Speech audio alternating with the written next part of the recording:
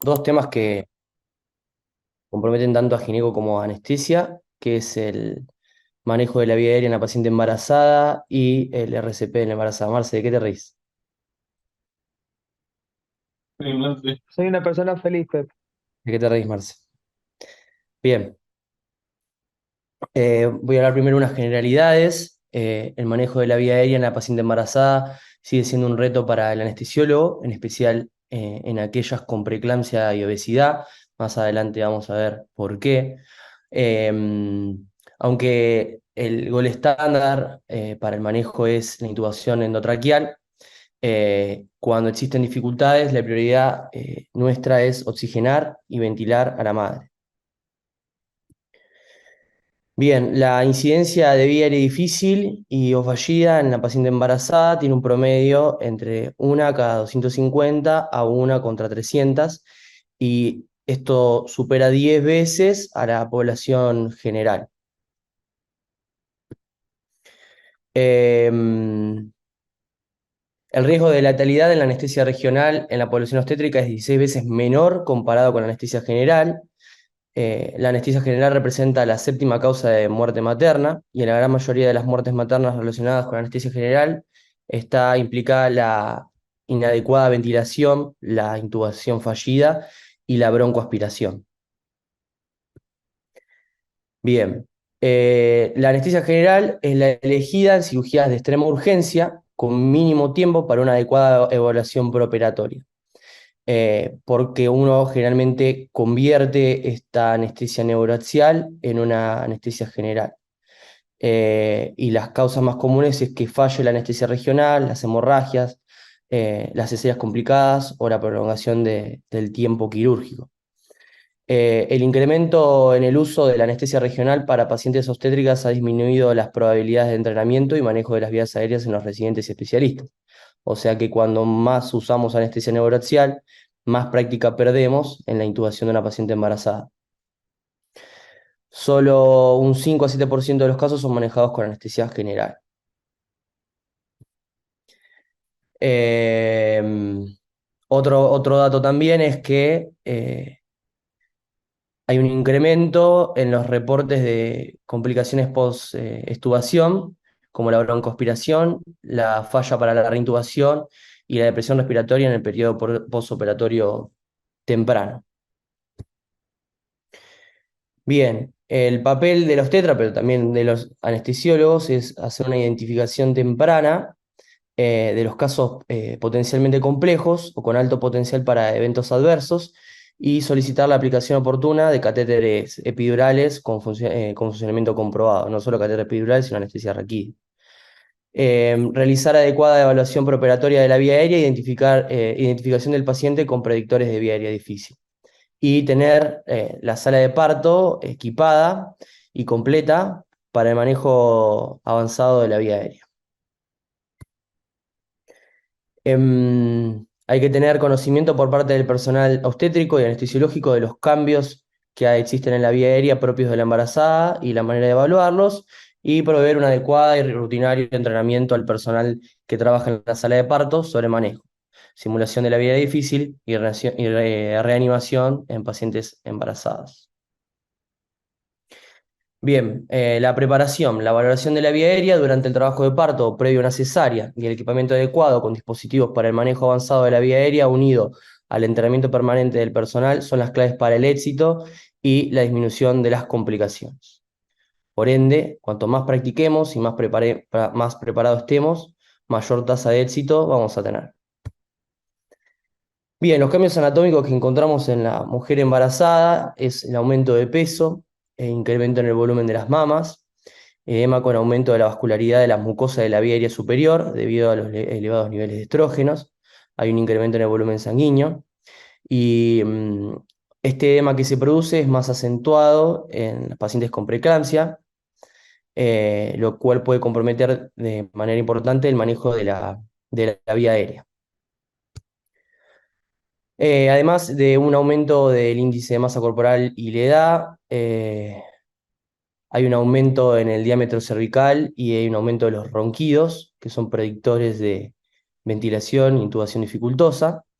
También el Malampati cambia entre la semana 2 y las 38 y puede transformarse en un Malampati 3 o 4 por aumento de peso y aumenta el infiltrado de la grasa perifaringia. Y también hay mayor edema en las mucosas.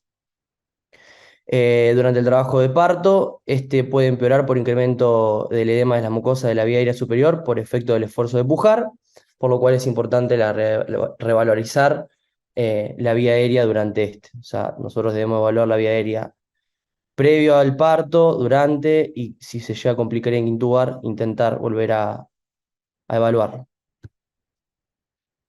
También hay un aumento del consumo de oxígeno y hay una caída en la capacidad residual funcional. Eh, lo cual hace que las pacientes no toleren la apnea y se produzca más rápidamente desaturación. Una parturienta durante la inducción anestésica desatura 2 veces más rápido que una paciente no embarazada y aún más rápido si está en trabajo de parto y eso es. Bien, acá los predictores que manejamos de vía aérea dificultosa. Es importante realizar una evaluación rutinaria de la vía aérea, eh, tanto al ingreso a la sala de parto, durante el trabajo de parto y previo a la decisión de la cesárea, aunque el valor predictivo positivo de los diferentes predictores que vemos en la imagen individualmente no sea muy significativo, cuando se suman todos, eh, aumenta la probabilidad de una intubación difícil en un 90%. Y algo que nos dificulta nuestra labor también es que el anestesiólogo realiza solamente, el 9 al 16% de los anestesiólogos realizan una evaluación rutinaria de la vía aérea. Bien.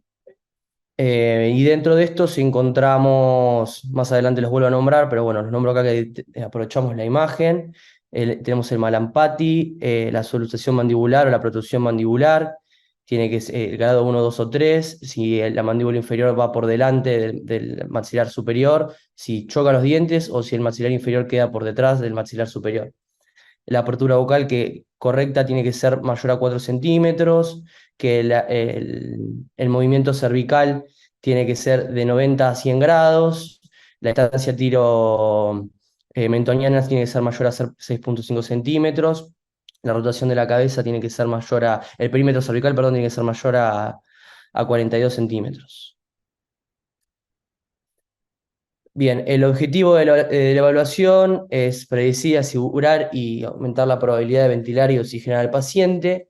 Y el gol estándar para proteger la vía aérea y para los procedimientos complejos es la intubación endotraqueal.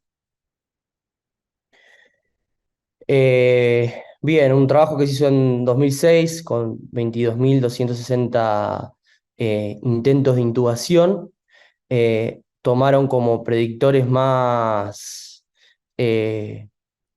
con mayor valor predictivo positivo al índice de masa corporal mayor de 30, al Malampati 3 o 4, la limitación a la protrusión mandibular y a la presencia de ronquidos, y después sobre ventilación se le agregó también a edéntulo, paciente que no tiene dientes. Descubrieron que el 75% de las pacientes con preeclampsia presentan ronquidos versus un 28% en las embarazadas que no tienen preeclampsia.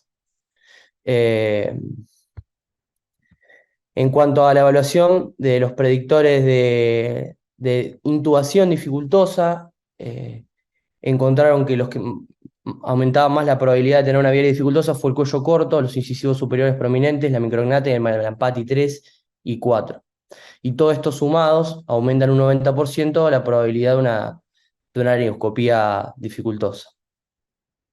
También después agregaron la distancia tiromentoniana, la distancia esternomentoniana, el radio entre talla y distancia tiromentoniana. Bien, es de gran importancia el posicionamiento de la embarazada cuando se colocan de cúbito dorsal antes de realizar la inducción anestésica.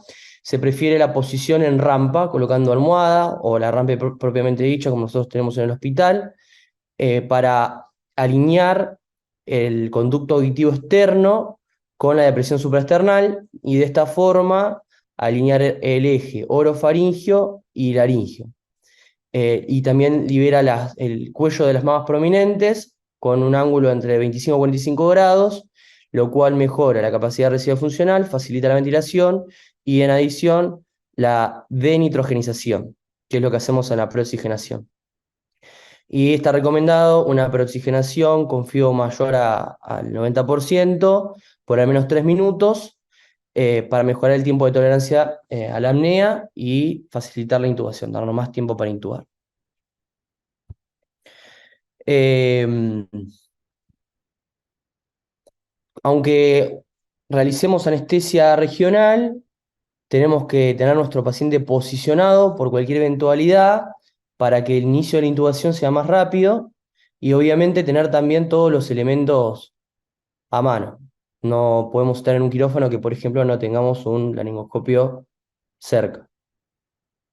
En aquellos casos donde sospecha vía aérea difícil y sean planificadas para anestesia general, se deben considerar métodos avanzados para el abordaje de la vía aérea. Entonces, cuando tenemos sospecha de que nos encontramos frente a un área vía dificultosa porque tiene varios de los predictores que hablamos anteriormente, la técnica estándar o el gol estándar es la fibrobroncoscopía óptica flexible, que se hace bajo sedación, pero manteniendo la ventilación espontánea, siempre y cuando que la paciente no tenga un reflejo nauseoso exacerbado, colabore, y también se ha descrito casos en los cuales se intentó hacer una intubación vigil con videolaringoscopio. Bien, y por último, hablando sobre vía aérea difícil no sospechada, nosotros realizamos eh, el primer intento de intubación sin saber que nos encontramos frente a una intubación dificultosa porque no tenía los predictores que nombramos anteriormente. Entonces, la DAS desarrolló este protocolo, este algoritmo para las vías aéreas difíciles en la embarazada. Y propone un primer escenario que es, uno va a realizar una anestesia general, obstétrica y segura, y realiza un protocolo de preparación. Hace una evaluación de la vía aérea, evalúa el ayuno, hace profilaxis antiácida, se hace reanimación fetal intrauterina y se procede al plan con el equipo. Hay un listado de verificación de seguridad de la OMS y de anestesia general. Eh, Hay que solicitar ayuda, hay que planificar el equipo para intubación difícil o fallida, o sea, tenerlo cerca, si tenemos un carro de vía aérea dificultosa, tenerlo cerca. Eh, y evaluar qué sucede si hay necesidad de despertar o si se puede seguir con la cirugía. Nosotros entender cuán importante es hacer nuestro procedimiento y si en caso de tener una vía aérea dificultosa podemos parar, despertar al paciente y que se haga en otro momento o si realmente vamos a tener que continuar. Bueno, realizar una inducción de secuencia rápida, hay que chequear el equipo de vía aérea, de succión, los accesos venosos que funcionen correctamente, optimizar la posición, la cabeza arriba, posición del olfateo, eh, hacer el desplazamiento del útero hacia la izquierda, lo cual aumentaría el retorno venoso por descomprimir la vena cava. La preoxigenación con FIO2 al 0,9% y tener a mano siempre una cánula nasal o cánula de Guedel o de Mayo. eh, Tener un operador que nos realice presión cricotiroidea o maniobra de Selic. No está comprobada que eh, reduzca la probabilidad de que se produzca una broncoaspiración, pero la bibliografía la sigue recomendando. Eh, y hay que administrar la dosis de inducción y la dosis de bloqueantes neuromusculares correcta. Bien, entonces se realiza el primer intento de intubación. Si no podemos visualizar bien la vía aérea, me encantaría usar el marcador y mostrarles en qué parte del algoritmo estoy, pero no me deja el zoom. Eh, si existe poca visión, lo que tenemos que hacer es